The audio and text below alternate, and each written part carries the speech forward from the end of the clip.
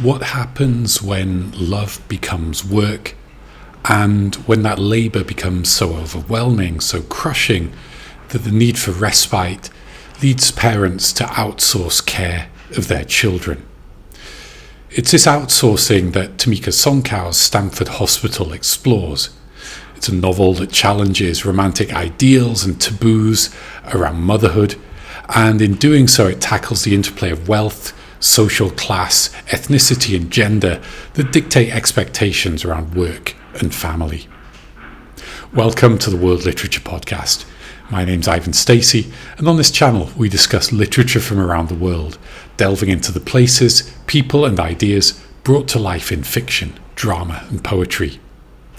In each episode I invite an expert or author to give their views on a work of literature, and today I'm joined by Thammika Songkaeo to discuss her debut novel, Stamford Hospital. I hope our conversation inspires you to read it, and if you have anything to say about the text or our conversation, please leave us a comment. And if you enjoy the content, please consider liking the video and subscribing to the channel.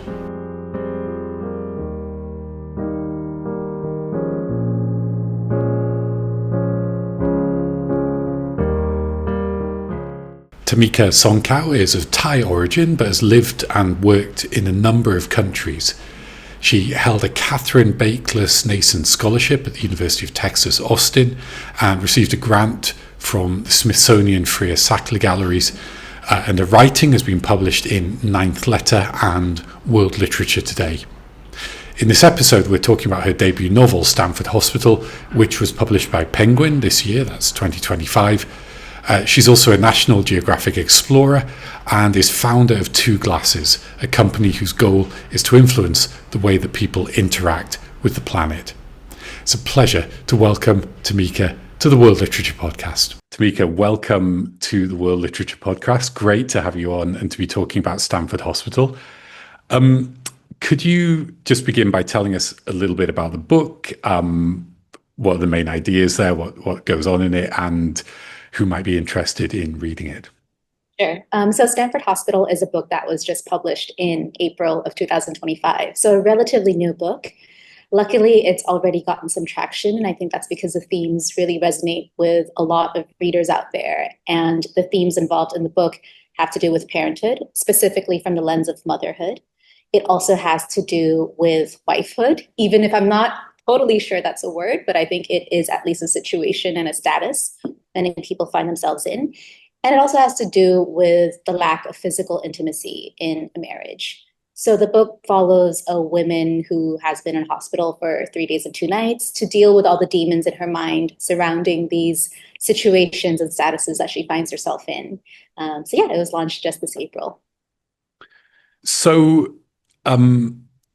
it's this very sort of intense, condensed time period of just a couple of days in the hospital of the title. And some of the struggles, mental and physical and kind of practical that are faced by the protagonist, Teresa, in raising her daughter, Mia. There seems to be a big challenge to any sort of romanticized idea of motherhood. So was the main motivation for writing Stamford Hospital to encourage people to think and talk about motherhood in a realistic and critical way? Did you have that sort of as an overarching project, or did it come out of other things? And second part to the question, what kind of role do you think literature, has had and should have in sort of creating or shaping expectations around the role of parents? Yeah, great questions. So for the first one, definitely it was my goal to have people speak about motherhood more wholesomely. Because I do think that nowadays when motherhood is portrayed in media, there is a sense, at least when we talk about general media, it's a very happy place. But I don't think that happy place is permanent. And I don't think it's accessible by everybody who is a mother. So I wanted the book to portray what was real, not in the sense that this is the only truth, but in the sense of this is one version of what it can look like. And my hope was that we as a society would be able to continue presenting different truths and realities of what motherhood can be like, and continue to accept that there'll never be a finite amount. There'll always be more and more stories. So that was my hope, which then brings us to your second question about the role of literature. And my understanding, not having read every single book about motherhood, is that there are other authors around the world who do talk about motherhood. Where I didn't resonate with some of their stories was that I didn't quite feel, besides for one book, which was Leila Slimani's Lullaby in English, or La Chanson douce in French, that was one book where I felt the rawness that I resonated with. But I do think that for most other books, even the ones that are well known, I didn't quite feel like I was seeing myself in that book. So I think the role of literature can be so many. Sometimes it's to present the rawness, the real Mm. feeling that we as humans sit with. Sometimes it's to provide somebody with a story that is less raw, and yet they feel like, hey, that's another lens of motherhood that I would like to respect in this world. So I think there's so many purposes and things that literature can do. And I think that the role of literature is actually to open our eyes to those possibilities Mm. rather than make us think that it's limited to any one thing. And I think, I mean, what you're saying about literature, to me, literature is always, a space where there can be multiple points of view and multiple stories. That said, when you were reading these other texts, was this kind of literary fiction, popular fiction? What sort of books were you reading, when you just mentioned Yeah. those kind of tendencies? Literary fiction. Mm. So there are two books that really affected me. And it's interesting because whenever I was asked about it, until very recently, I thought there was really only one, and that was Keiti Kitamura's A Separation, Mm. which is literary fiction. And the way that one shaped me was it gave me a vocabulary, or at least a curiosity about how to be different as a writer, because I do think that Keiti Kitamura shown on the stage as a very different writer. Now, the second book, which I previously mentioned, was La Chanson douce, or Lullaby, and that one was the one that presented rawness in motherhood specifically. I do think it still was very, very different from many of the texts out there. The fact that both of them are literary fiction and have gone on to win awards or been noticed in many, many lists, I think reminded me that people who are mothers, or people who want to write about womanhood and or motherhood differently, can have that space, because this topic, even if it's a daily topic and it's a topic that all of us occupy, it doesn't need to occupy only a popular space. And I think I Mm. was interested in what happens when my own writing would bring it to a literary space. Mm. Yeah, I was just thinking, there was a book called The Slap a while ago. I think it was called The Slap, which was sort of a book club staple, and on that sort of cusp of maybe popular towards literary fiction, where there's a sort of a very obvious kind of issue that's is discussed. But I think what you're saying. Katie Kitamura's interesting. I've just read Intimacies, but not anything else by her, but very clearly kind of self-reflexive and experimental with form. So I think, yeah, it's interesting what you're saying. There's such a sort of huge potential to explore all the kind of richness of literature without it sort of being an issue-based text necessarily. Would you Yeah, would that's a you good way to agree? put it, right? Like the theme doesn't matter. We're here to explore literature. Yeah, yeah, absolutely. Yeah. Um, so obviously, motherhood is, maybe could you just kind of flesh out a little bit before we go into the next question, the story itself and some of the key kind of events and turning points within, these couple of days in the hospital. Sure. So the story is the story of a woman's mind, and her name is Teresa. And we find out in the story that she is an ambitious, intelligent woman who is in Singapore, which is not her hometown. And we come to understand that she has so much resentment about being here because she didn't actually want to be here long term. Her husband, the moment after they moved, basically decided to tell her that, I know we came here agreeing it would be temporary, but guess what? now it's permanent. And the way that unfolds and the reasons for which that unfolds is layered in the story, and we'll come to understand a bit more about him and his situation. But who we really follow is Teresa, and we follow the impacts on a person's mind when such a shock is given to their system. So she finds herself in Singapore long term and then decides to have a baby. But we come to understand that having a baby and being a full time mother is not quite the thing for her either. Where we meet her in the story is when this lady is at the edge, and one night when her daughter coughs and is known to be a little bit sick and vomits a bit, she has this idea that, you know what, we should go to the hospital, which makes sense until we realize that, hey, the kid's not actually that sick. But Teresa's justifying all of it and going with all of it because she realizes that this hospital is essentially childcare, and she can use this childcare so that she herself can dial back a bit and relax a bit, not have to do more laundry and all those very, very daily things. But as she thinks about this being kind of just physical rest initially, we come to see that her mind opts for the hospital space to be a place where she begins to ruminate about life and to think more about life in a way that's bigger than motherhood questions. So she begins to think about why she even here, her husband, who does not provide her with physical intimacy. Why are they even together? What does it mean to be in a marriage without physical intimacy? So we come to understand that a woman's life has essentially fallen apart. And this is what it hears like inside to follow somebody whose life has fallen apart. Mm. Yeah, I'm not a parent, but if you gave me a list of books to read, I probably wouldn't choose one about parenthood necessarily. But it's certainly having seen friends have children, just the work involved. I'm like, my God, that absolutely comes through. I think from the book, the sense of exhaustion, the sense of sort of strain on Teresa. But I think what was interesting to me was it describes many other social pressures, pressures that are not just the immediate pressures of parenthood that Teresa and her husband Chris encounter and experience. So, you've mentioned the setting, Singapore, and the fact that she's not from there.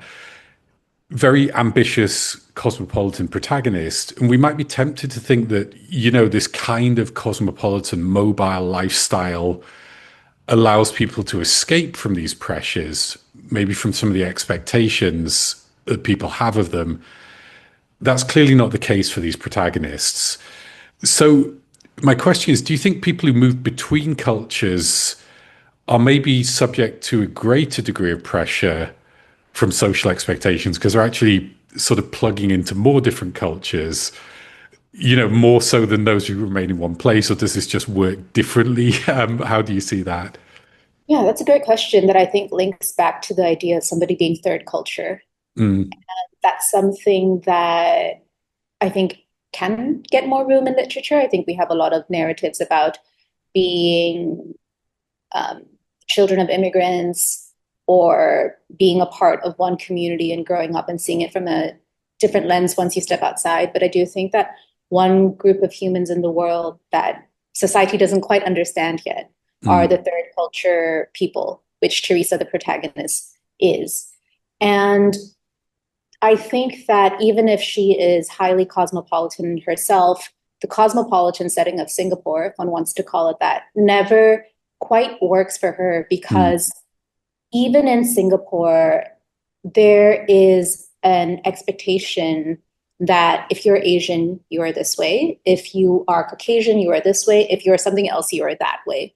So there are this boxing of people based on their race, which when you are somebody who navigates cultures and has been navigating cultures your entire life, you realize that you don't fall into any category. And I think that is what happens to her and why she actually still feels stuck because this cosmopolitan space, when she's with Asians, expects her to be Asian. And there's a scene with a taxi driver who even expects her to speak a Chinese dialect because her mom is from that dialect. And she's like, I don't speak that dialect. And then when she navigates into a more fancy membership based community where the original setting of that was for people who were Caucasian and from Europe, she realizes, well, she's not European either. Mm, So the only place that is appropriate, or that would be appropriate for somebody like this, that makes them feel calm, is usually with other people who are third culture. mm, And we come to understand that for her, that would have been her husband. But with him, there are so many rifts that she doesn't quite find comfort either. okay. And, in that answer, you sort of talk specifically about Singapore, and actually quite interesting that Singapore has these different compartments almost.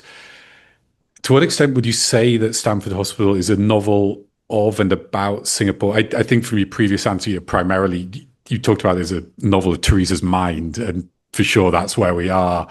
But in terms of that external setting, is it a novel sort of and about Singapore?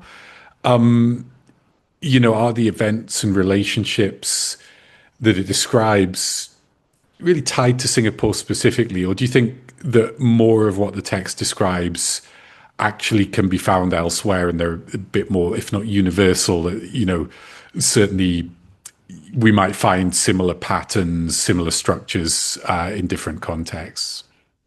Yeah, I think to some degree, this is a nod to Singapore, and it's specifically a nod to people who have become trailing spouses here. Mm, There's a scene in the book that hints at the regulations and the difficulties for trailing spouses to find a job in Singapore. And I remember that when this book was introduced to a book club in Dubai, they said, well, we resonate with some of it, but we don't resonate with all of it because it seems like a big part of what distresses the protagonist is her inability to use her brain professionally.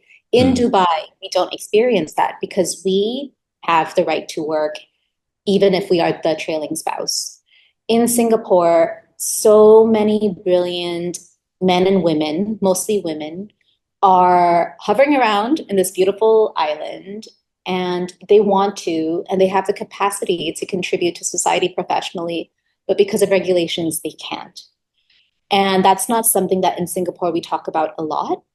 And I wish we did. And I'm creating more opportunities to talk about it because mm, I think it's a respect to the real lives that exist here that are usually very hush hush.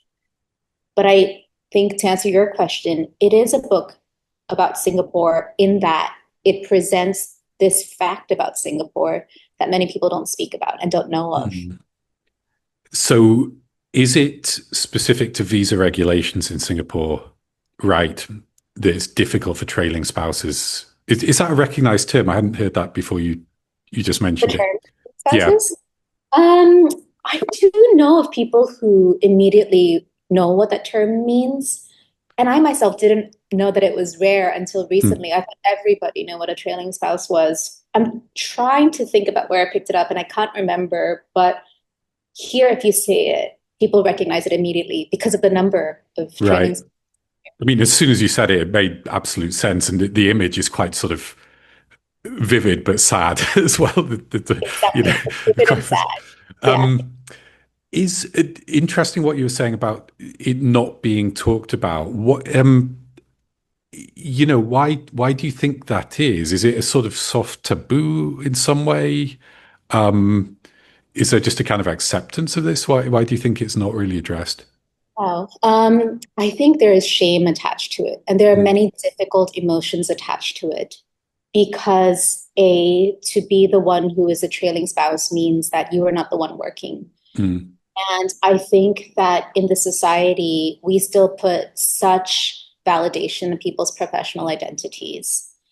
And to be the one who, when people ask, what do? And you kind of go, oh, I don't really do anything anymore. mm, There is shame and there is difficulty attached to it. And I know some people who are absolutely happy being trailing spouses, but for the ones who have more difficulty accepting this identity, there is a loss of a professional self. There is a sense of being financially dependent on somebody, which can signify so many things. And it might signify, or people might project onto it laziness. They might mm, project onto it even being a gold digger. mm, There's all sorts of things that can be negatively associated. And one of the things that I know affects quite a number of people here is that there is a sense that you're not qualified, which is untrue to many degrees, but it's scary to say I'm the trailing spouse because it hints at other people that you couldn't find a job. But Mm, when you understand the complexities a lot more, you know that many people could have found a job. It's just that when you apply for a job or when you even attempt to apply, there'll already be a phrase out there that says for Singaporeans or permanent residents only. And so you mm, get stuck right away. So I think it's just such a hard identity because it comes with many things that people internalize as negative about themselves, which is not true. mm. Do you think the size of Singapore, its smallness, is part of this picture as well?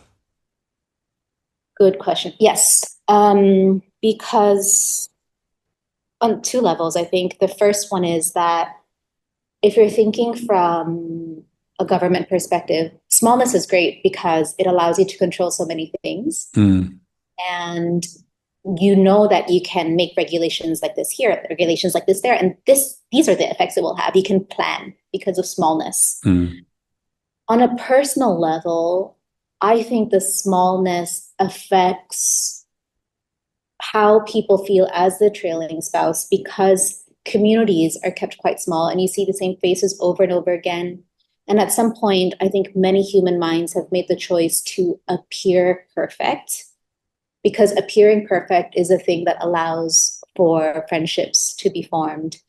Um, at least the ones that start off superficially and they might go deeper. But appearing perfect, appearing as if you have everything, appearing as if you're happy is the magnet that you have to attract others in a country where if you don't attract others, you can be very lonely because mm, the Englishes we speak are different from Singlish. Already there's the language of Singapore that reminds you as a foreigner that you're different. Then there can be race. Then there can be financial status. Then there can be where rich foreigners live. There's so much that can seclude oneself that within that seclusion, within the enclave that you automatically find yourself in, you know that if you don't appear perfect, there's not a higher chance of friendship to be formed mm. with others. Interesting. Just that idea of appearing perfect reminds me, this slight digression, but I think it's relevant. Saw a talk on the Gothic in Singapore. The Gothic sort of ghosts and horror, darkness, and the speaker was making the point that there's not much space for the Gothic in Singapore because it's so small, but also because it's so kind of polished and clean. So, and I think he was making the argument there is some, but it sort of the way Singapore wants to present itself is this sort of polished little gem that, as an island is kind of bounded and defensible as well from these awful external threats. But yeah, I think from what you're saying, that appearance of perfection can then become a form of pressure and something that's quite harmful in other ways to people. Exactly, exactly. Yeah.